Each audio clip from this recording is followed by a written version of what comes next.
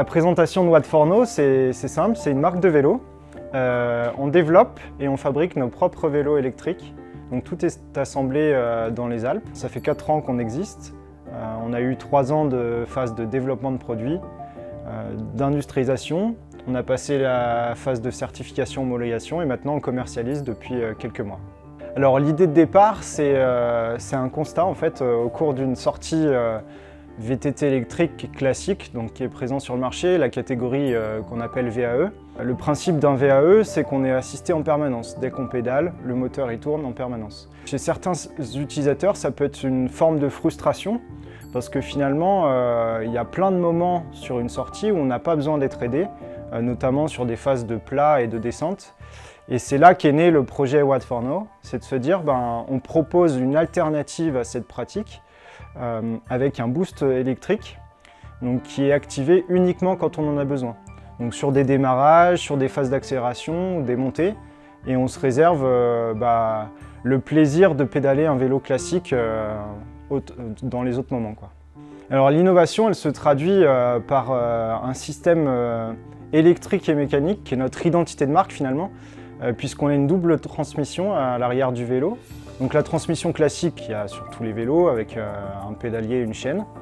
Et côté gauche du vélo, on a une transmission qui est électrique, donc alimentée par le moteur, et qu'on régule avec un accélérateur qui est au niveau du guidon. Et cette transmission, elle est possible par une courroie. Je m'occupe de développer la marque, de créer des nouvelles gammes de vélos, des nouveaux produits et de tout ce qui est un peu innovation aussi chez Watt4No. Nous, on travaille sur SolidWorks. On a travaillé donc, en collaboration avec un autre bureau d'études qui était à Toulouse, qui était habitué à travailler sur ce système-là. Donc on échangeait facilement nos idées, nos fichiers avec eux. Depuis, on est passé à l'utilisation de la plateforme 3D Experience, qui nous a permis de collaborer plus facilement sans pas avoir le risque de se tromper lors d'envoi de fichiers, lors de la gestion des différentes versions de fichiers qu'on utilise. Ce qui est super intéressant, c'est aussi le fait de pouvoir collaborer avec des gens tout en restant créatif, c'est-à-dire ne pas trop être cadré et avoir de barrières dues au fait qu'on utilise un logiciel qui pourrait consommer du temps, consommer de l'énergie, à devoir nommer des fichiers d'une certaine manière ou prendre des risques de se tromper sur les versions qu'on envoie. Donc c'est une chose qui est bien appréciable lorsqu'on est dans une start-up, puisque du coup on peut garder cette créativité, cette rapidité. Au bout de 2 ans, on a fait le choix d'utiliser cette plateforme 3D Experience pour la principale raison de sécuriser nos données. En fait, nos données, on les enregistre du coup sur le cloud.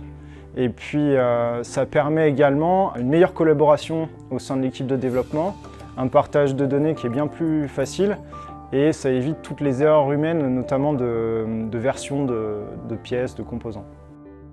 Donc nous, à partir du moment où on a la 3D Experience, on a accès aussi à un service de dépannage, on va dire, directement en ligne. Donc si on a une question, on a un service où on pose notre question. On a généralement une réponse soit sur le chat assez rapidement, soit on peut avoir aussi des personnes directement au téléphone. Je vois 3 avantages principaux que la 3D Experience nous a apportés. Le premier, c'est la sécurité des données. Le deuxième, c'est la collaboration au sein de l'équipe et le partage des données qui a été considérablement facilité. Avec le travail à distance, en fait, 3D Experience, c'est un réel atout.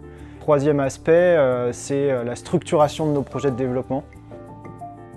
Alors au quotidien, ça nous permet notamment, je vais prendre l'exemple d'une collaboration avec un fournisseur, ça nous permet de toujours nous assurer qu'on envoie la bonne version de fichier au fournisseur. On est sur des lancements de production par exemple, on va prendre le cadre du vélo. Avant de l'envoyer chez le fournisseur, on a tout un système de versionnage, d'assemblage et de pièces qui est disponible sur la plateforme. Et ça nous permet de toujours nous assurer que le fabricant va fabriquer la dernière version et pas la version avant les modifications, quoi.